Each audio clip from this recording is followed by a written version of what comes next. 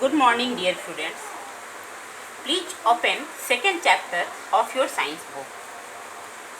Today we will study about human digestive system.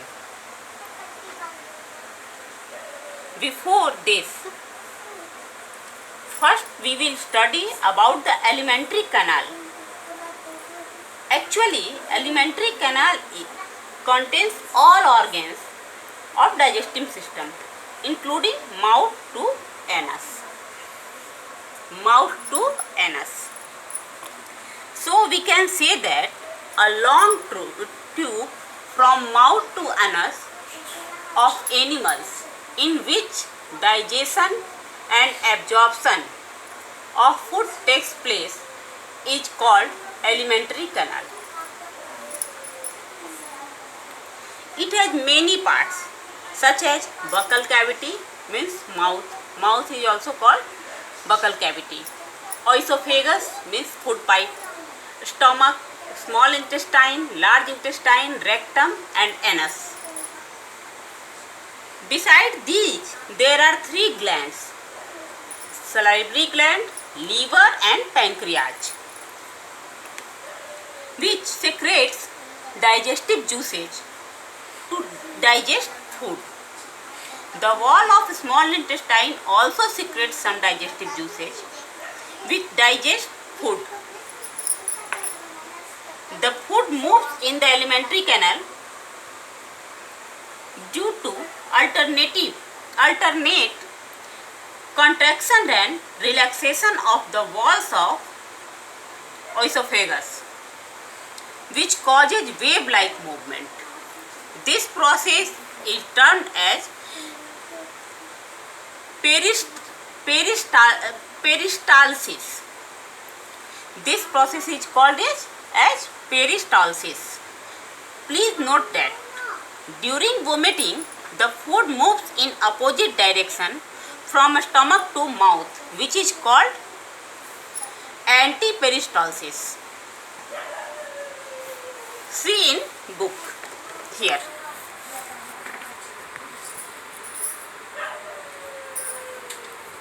Alimentary canal. A long tube running from mouth to anus of a human being or other animals in which digestion and absorption of food takes place is called alimentary canal. Alimentary canal is also known as gut or digestive tract. It is about 8 to 9 meters long in humans. The alimentary canal is a continuous canal which has many parts such as mouth, buccal cavity, oesophagus means food pipe, stomach, small intestine, large intestine, rectum and anus. Three glands are also associated with alimentary canal. These are salivary gland, liver and pancreas. The food enters in alimentary canal at the mouth or buccal cavity. As the food travels through the various parts of alimentary canal, it gradually gets digested. During the passage of food through alimentary canal, the various glands, salivary gland, liver and pancreas and inner walls of the stomach and small intestine secretes digestive juice.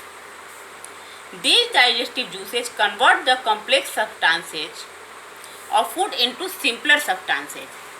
What are the complex substances? In last class, I have told you about these substances. These are the components of food which are insoluble in water: carbohydrates, fats and proteins. These are the complex substances which are converted into simpler substances.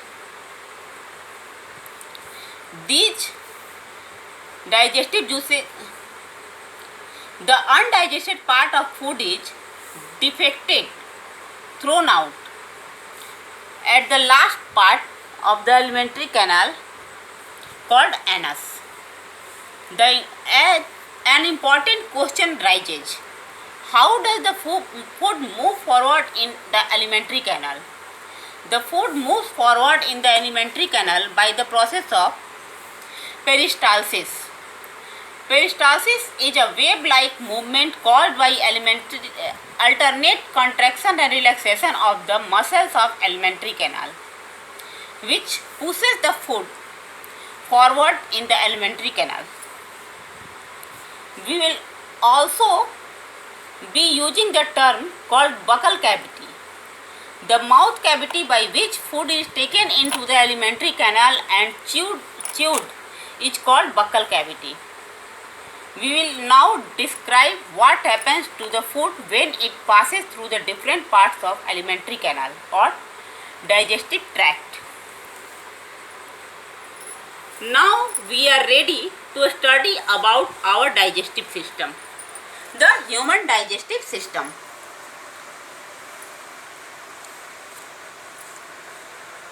See the figure.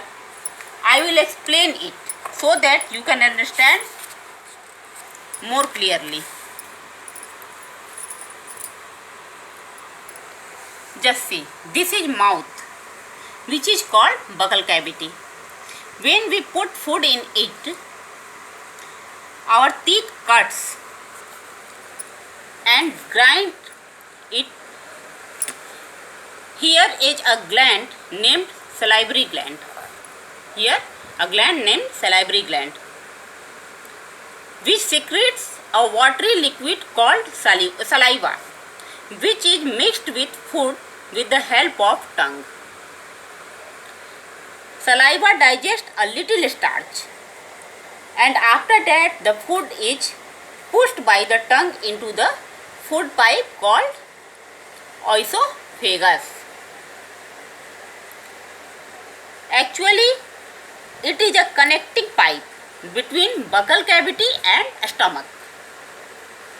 As we already know, the food moves down in stomach by the contraction and relaxation of oesophagus, which is called peristalsis. A stomach is a bag-like structure. Here, just see here, it is a bag-like structure situated in left side of abdomen. In the left side of abdomen. Here the food is churned for about 2 to 3 hours. Here the food breaks into very small pieces and becomes a semi-solid paste. The inner walls of the stomach secretes mucus, hydrochloric acid and digestive juices. The hydrochloric acid makes acidic medium in the stomach for the proper action of digestive juices, which are already secreted by the inner walls of the stomach.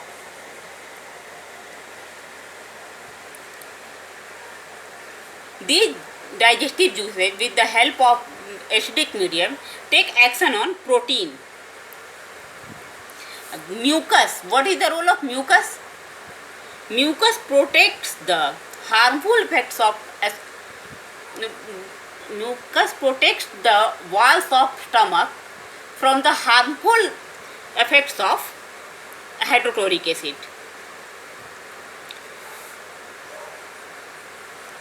The semi-digested food, which is a little digested in stomach, so it is called semi-digested food. The semi-digested food then comes into the small intestine.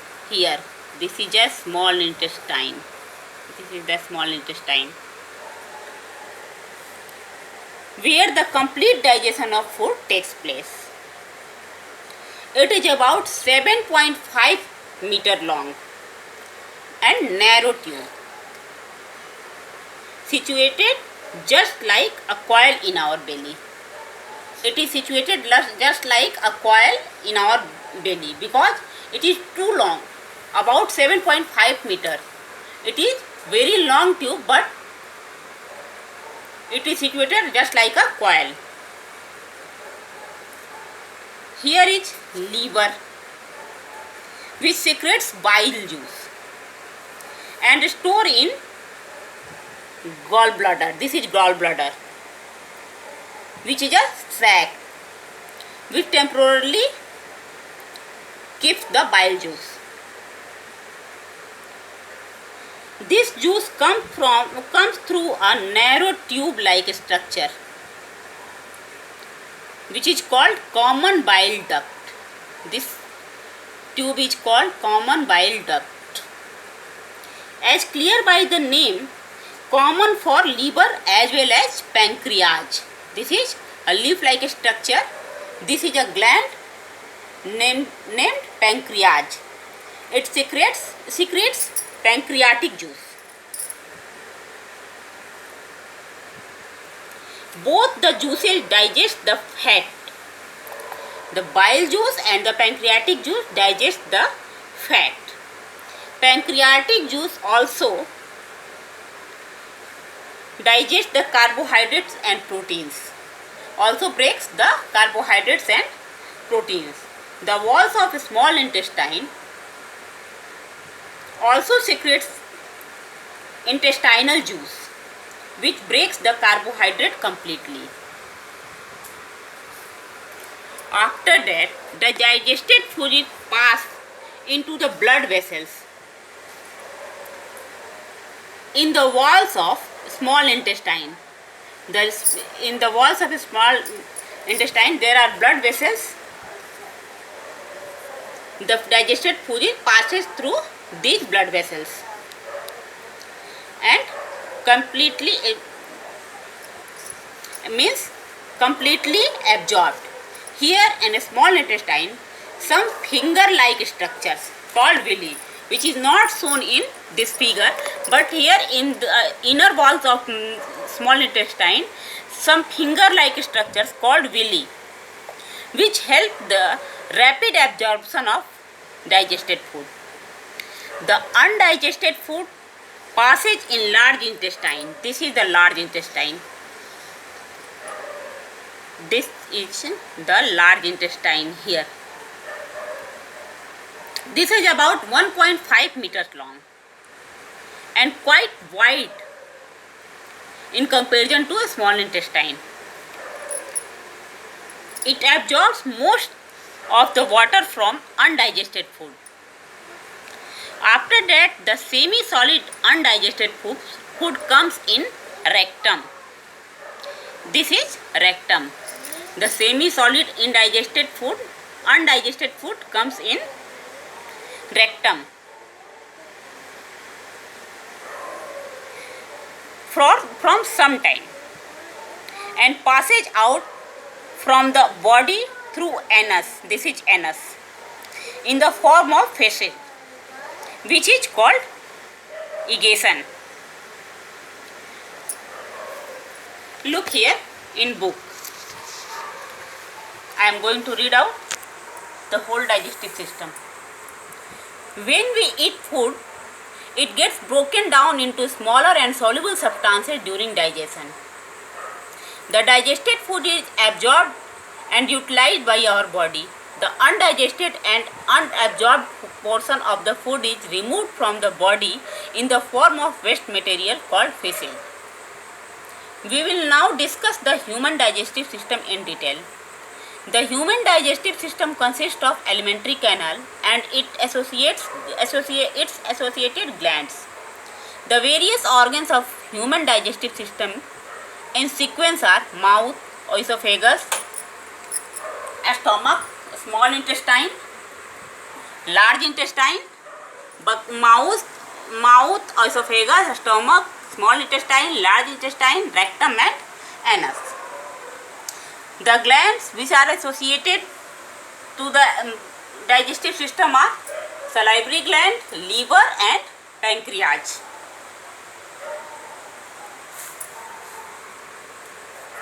Salivary glands are located in our mouth or buccal cavity, as we have already discussed in the figure. Hope you all have understand the figure and the process of digestion of food.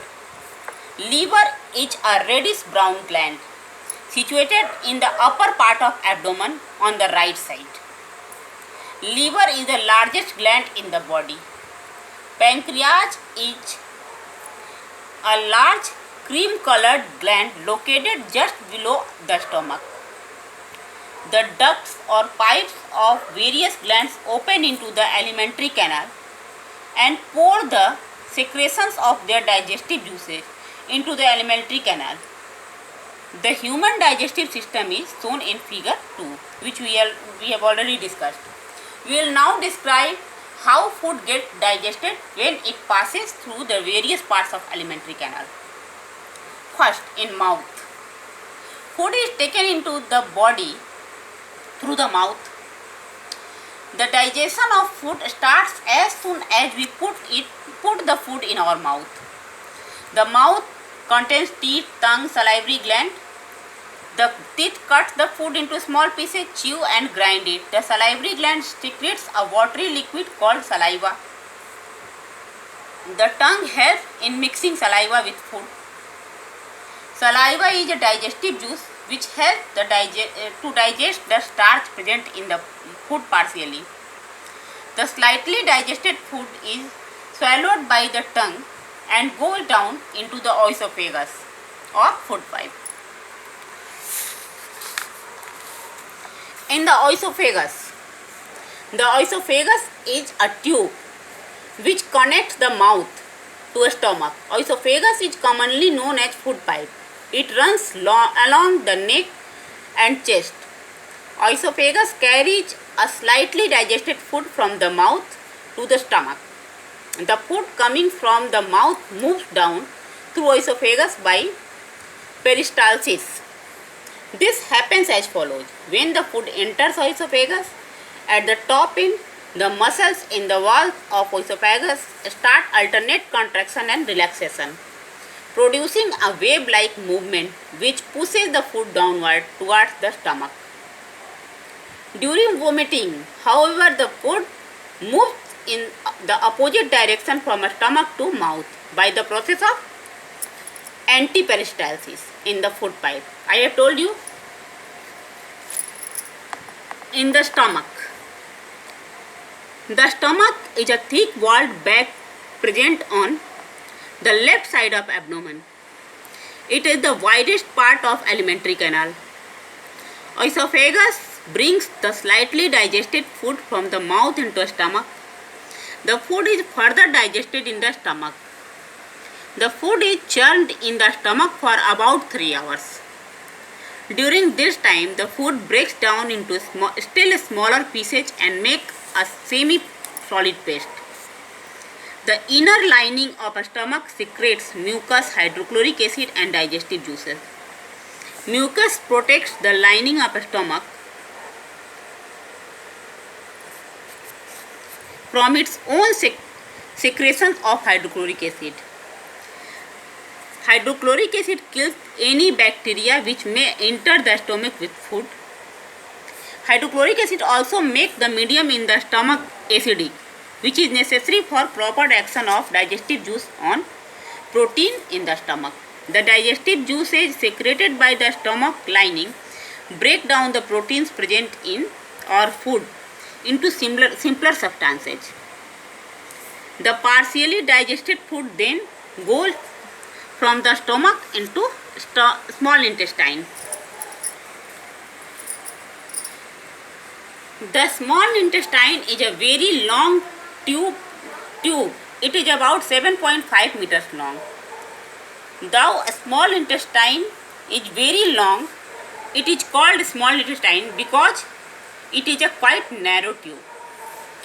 The small intestine is arranged in the form of coil in our belly.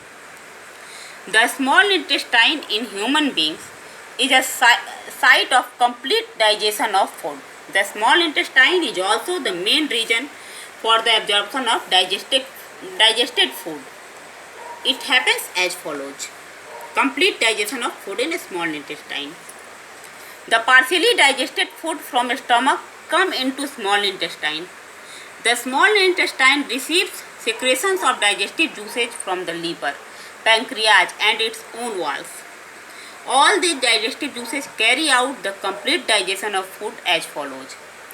Liver secretes a liquid called bile, which is stored in temporarily in the sac called gallbladder. The bile plays an important part in the digestion of fats. Actually, bile converts fat into tiny droplets so that their further breakdown becomes easy. Pancreas secretes pancreatic juice. Pancreatic juice breaks down fats completely into fatty acids and glycerol. Pancreatic juice also breaks down starch, carbohydrate and proteins into simpler form. The wall of simpler forms, the walls of small intestine secretes the digestive juice called intestinal juice. Intestinal juice breaks down the starch carbohydrate completely into simplest sugar called glucose. Fat is converted into glycerol and fatty acid, and carbohydrate is converted into glucose. The proteins into amino acids. In this way, our food breaks down completely into very small water-soluble substances like glucose, fatty acid, glycerol and amino acid. This is called digested food. Now, absorption of digested food in small intestine. The digested food can now pass into the blood vessels in the walls of the small intestine. This process is called absorption. The small intestine is specially adapted for absorbing the digested food. This happens as follows. The inner surface of the small intestine has millions of tiny finger-like outgrowths called villi. The presence of villi gives the inner walls of the small intestine a very large surface area, which help in rapid absorption of food. I have discussed you in the figure that here some finger-like structure called villi.